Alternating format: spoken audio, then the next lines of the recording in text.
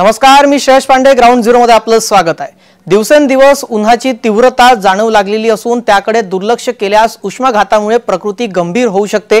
त्यामुळे कामानिमित्त बाहेर पडणे किंवा उन्हात काम करणाऱ्या नागरिकांनी दुपारी 12 ते 3 या वेळेत उन्हापासून स्वतःचा बचाव करणे हाच आता पर्याय. दरम्यान राज्याच्या आरोग्य विभागाने इशारा दिलेला आहे की अजून महिनाभर तरी उष्णतेची लाट राहण्याचा अंदाज असून प्रामुख्याने ग्रामीण तसेच शहरी भागातील रुग्णालय आणि आरोग्य केंद्र देखील सतर्क झाल्याचं दिसतंय. काय सध्या परिस्थिती आहे उष्णतेची आणि वाढत्या उन्हाळ्यामध्ये स्वास्थ्य कसे सांभाळ, पाहूयात या संदर्भातला आजचा ग्राउंड रिपोर्ट. दिवसेंदिवस उन्हाची तीव्रता जाणवू लागलेली असून त्याकडे दुर्लक्ष केलं तर उष्माघातामुळे प्रकृती गंभीर होऊ शकते. त्यामुळे कामानिमित्त बाहेर पडणं आणि उन्हात काम करण्यासाठी जाणं नागरिकांनी टाळावं असा सल्ला डॉक्टर्स देत असताना दिसतात. राज्याच्या आरोग्य विभागानं सुद्धा इशारा दिलेला आहे. अजून महिनाभर तरी उष्णतेची लाट कायम राहणार आहे. ग्रामीण तसेच शहरी भागांमध्ये रुग्णालय आणि आरोग्य विभाग सुद्धा याच परिस्थितीमुळे सतर्क झालेला आहे.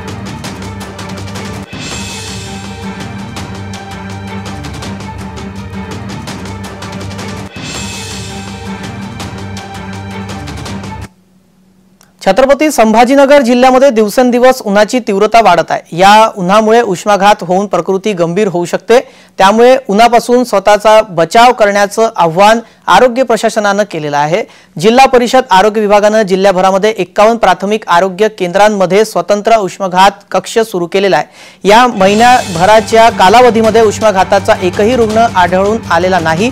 परंतु सौम्य लक्षणे असलेल्या 500 रुग्णांवर बाह्य रुग्ण सेवा विभागात उपचार करण्यात आलेले आहेत. तर या उन्हात गर्भवती महिलांना याचा फटका बसू शकतो. त्यासाठी नागरिकांनी आपल्या आरोग्याची काळजी घेण्याचं आवाहन वैद्यकीय विभागाकडून करण्यात आलेलं आहे.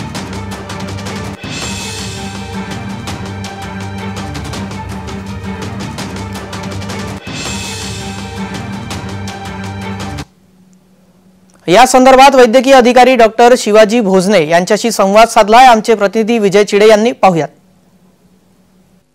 मागील महिनाभरापासून छत्रपती संभाजीनगरचे तापमान जे आहे ते 40 पार पोहोचत आहे आणि त्यामुळे आता नागरिकांना उष्माघाताचा धोका देखील आता निर्माण होत आहे. त्यामुळे प्रशासन देखील आता सतर्क झाला आहे. छत्रपती संभाजीनगरमध्ये आरोग्य विभागाकडून जवळपास 51 केंद्र जे आहे ते उष्माघाताचे बनवण्यात आले आणि त्या ठिकाणी जर बघितलं तर सौम्य जवळपास 500 रुग्ण जे आहेत त्यांनी उपचार घेतलेले आहेत. त्यामुळे आता छत्रपती संभाजीनगरमध्ये जर बघितलं तर गर्भवती महिला ज्या आहेत त्यांना देखील उष्माघाताचा धोका जो आहे तो अधिक असल्याचं आता वैद्यकीय अधिकाऱ्यांकडून बोलले जात आहेत. माझ्यासोबत बोलण्यासाठी वैद्यकीय अधिकारी आहेत. काय सांगाल, उष्माघातासाठी काय पर्याय असू शकतो? उष्माघातासाठी सगळ्यात महत्वाचे लक्षण म्हणजे अशक्तपणा येणे, उलट्या होणे, डोकेदुखी, अंग गरम वाटणे, चक्रा येणे, पायाला पेटके येणे, अशा गोष्टीची जर लक्षणं आढळले तर असं समजावं की ते उष्माघात आहे. त्यासाठी सैल कपडे घालणे, पांढरे कपडे घालणे, 3 ते 4 लिटर पाणी पिणे, सकाळी 11 ते 4 या दरम्यान घराच्या बाहेर न पडणे, बाहेर पडत असताना अति डोक्यावर एखादं कपडा ठेवणे, या गोष्टी करू शकतात. अनेक गर्भवती महिलांना देखील याचा त्रास जाणवत आहे. गर्भवती महिलांनी काय याच्यावर? गर्भवती महिलांनी सगळ्यात महत्वाचं म्हणजे रूम टेम्परेचरला थांबावं, सावलीत तर राहावं, हे असताना जास्त करून 3 ते 4 लिटर पाणी प्यावं, सकस आहार घ्यावा, या गोष्टीतून ते टाळू शकतात. नक्कीच जर बघितलं तर आता वैद्यकीय विभागाकडून जे आहे ते आता आरोग्याची काळजी घेण्याचं आवाहन जे आहे ते करण्यात आलेले. छत्रपती संभाजीनगरहून विजय चिडे, जय महाराष्ट्र. उन्हाळा वाढलेला आहे त्यामुळे पाणी टंचाई सुद्धा उद्भवलेली आहे. प्रशासनाने विभागातील 2083 विहिरींचं अधिग्रहण केलेलं आहे. छत्रपती संभाजीनगर जिल्ह्यामध्ये 304, जालन्यामध्ये 413, परभणीमध्ये 38, हिंगोलीमध्ये 49, बीडमध्ये 322, नांदेडमध्ये 57, लातूरमध्ये 272 तर धाराशिव जिल्ह्यात 628 विहिरींचं अधिग्रहण करण्यात आलेलं आहे. टँकरसाठी 727 टँकर व्यतिरिक्त 1356 अशा 2083 विहिरींचं अधिग्रहण करण्यात आलेलं आहे. जानेवारी महिन्यामध्ये छत्रपती संभाजीनगर जिल्ह्यात 109 तर जालना जिल्ह्यामध्ये 76 टँकरने पाणी पुरवठा करण्यात येत होता. फेब्रुवारीमध्ये ही संख्या 319 वरून आता अजून वाढलेली आहे. मार्च महिन्यात टँकरची संख्या 435 वर पोहोचलेली आहे. एप्रिल महिन्यात मराठवाड्यात टँकरची संख्या 1424 वर जाऊन पोहोचलेली आहे. या संदर्भातला आढावा घेतलेला आमचे प्रतिनिधी विजय चिडे यांनी. पाहूयात. सध्या जर बघितलं तर उन्हाने अंगाची लाय होत आहे आणि त्यामध्येच आता नागरिकांना पिण्याच्या पाण्यासाठी वनवन भटकंती करायचं चित्र जे आहे ते छत्रपती संभाजीनगरच्या थापडी तांडा या ठिकाणी आहे। या ठिकाणी जर बघितलं तर माझ्या पाठीमागे काही महिला आहेत या चक्क विहिरीवरती आता हंडाभर पाण्यासाठी जे आहे ते आता विहिरीवरती कडक उन्हामध्ये पाणी शांतने आपल्याला दिसून येत आहे। या ठिकाणी जर बघितलं तर विहिरीचा तळ देखील आता विहिरीने गाठलेला आहे। अक्षरशः 2 फूट पाणी जे आहे ते या विहिरीमध्ये आणि या विहिरीवरूनच आता जे आहे गावकरी जे आहे ते आपली तहान भागवत आहे। या ठिकाणी जर बघितलं तर गुरं देखील आता या ठिकाणी विहिरीवरती पाणी शेंदून त्या नागरिकांना पाणी पाजावं लागत आहे। त्यामुळे आता नागरिकांना पाण्यासाठी जे आहे ती मोठी भटकंती करावी लागत आहे।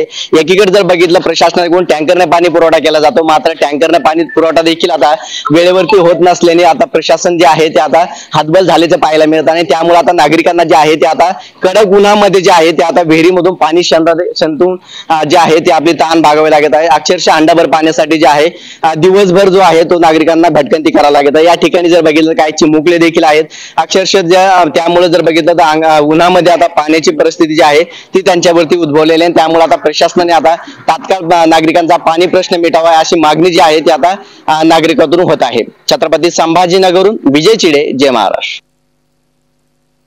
आम्हाला पाण्याची खूप टंचाई आहे, पाणी नाही। टँकर चालू आहे पण टँकरच्या 10-15 दिवसात ट्रिप येते। 2 घरपट्टी 2 ड्राम देतात। 2 ड्राम मध्ये काही एवढं सगळ्यांचं भागणं होत नाही।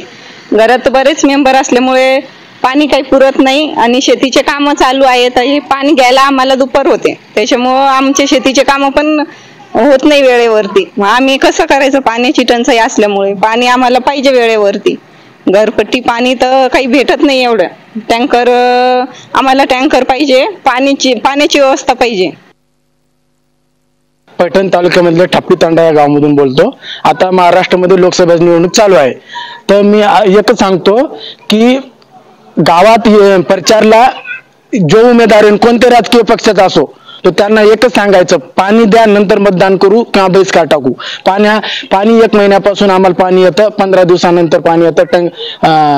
1 ड्राम भेटतं पाणी। मराठवाड्याला पाणी टंचाईच्या झळा बसू लागलेल्या आहेत। मे महिना उजाडला असून विभागातील 961 गावं आणि 345 वाड्यांना सुमारे 1424 टँकरने पाणी पुरवठा सुरू आहे। 12 लाख ग्रामस्थांना टँकरच्या पाण्याविना पर्याय नसून टँकर वेळेत गेले नाही तर त्यांना पाण्यासाठी वणवण करण्याची वेळ येते। निवडणुकीची रणधुमाळी आणि मराठवाडा दुष्काळी स्थिती असं चित्र सध्या आहे। छत्रपती संभाजीनगर जिल्ह्यामध्ये 569 टँकरने, परभणीमध्ये 5 टँकरने पाणी पुरवठा सुरू आहे। हिंगोली जिल्हा वगळता इतर सर्वच जिल्ह्यांमध्ये टँकरने पाणी पुरवठा सुरू आहे। आम्हाला पाणी आणता येत नाही, आमचे गुडघेलाही दुखू राहिले। आमचे पोरं शाळा जातात, तिथून कवा येईल आणि कवा पाणी आणते। आमचे तोडील गेलेले पोरं, मग आता काय करा? आम्हाला पाण्याची सोय करावं। आता तुम्ही पाणी कसं नेता? पाणी नेऊ एक भांडण कसं पोरं येऊस नेऊन पिवास लागत। नळाला पाणी नाही येत, टँकर येतात, उली पाणी 1-2 ड्राम पाणी येतं। ते 15-15 दिवस पाणी पित असतो आम्ही। भरण्यामध्ये येते आणि आल्याच्या नंतर बी आम्हाला इथं 1 टाकीमध्ये आमचं काही भागत नाही। 10 जण आहेत आमच्या घरी। 10 जणांमध्ये आमची लेकरं बाळ 2 ते 3 तास बाहेर जावं लागतं पाणी आणण्यासाठी। विहिरीमधून घरी यायला घरी लहान बाळ येतं, त्यांना येऊपर्यंत 2 ते 3 घंटे लागतात। पाणी टंचाईच्या झळा तर बसतायत, मात्र उन्हाळ्यामध्ये आता उष्मा सुद्धा वाढलेला आहे। उन्हाळ्यामध्ये आरोग्य सांभाळणं हे मोठं आव्हान नागरिकांपुढे आहे। आरोग्य कसं सांभाळावं या संदर्भातला तपशील ग्राफिक्सच्या माध्यमातून पाहूयात। सतत पुरेसे पाणी पित राहावे,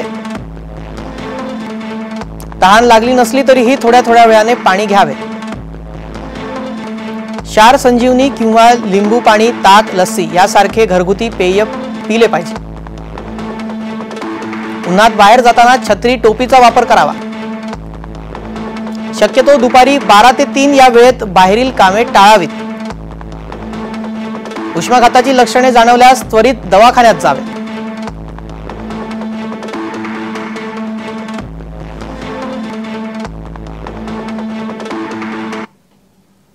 दरम्यान उष्माघातामुळे आता काय आपण काळजी घेतली पाहिजे, वाढत्या तापमानासंदर्भातली त्याची आपण तपशील पाहिला। मात्र आता या वाढत्या उन्हामुळे पाणी टंचाई निर्माण झालेली आहे आणि जिल्हानिहाय टँकर संख्या कशी आहे त्याचाही एकदा तपशील आपण ग्राफिक्सच्या माध्यमातून पाहूया।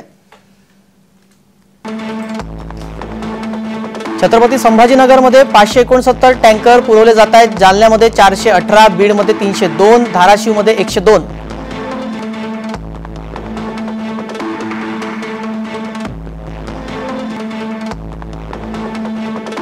नांदेडमध्ये 15 टँकर, लातूरमध्ये 13, परभणीमध्ये 5 तर हिंगोलीमध्ये 0।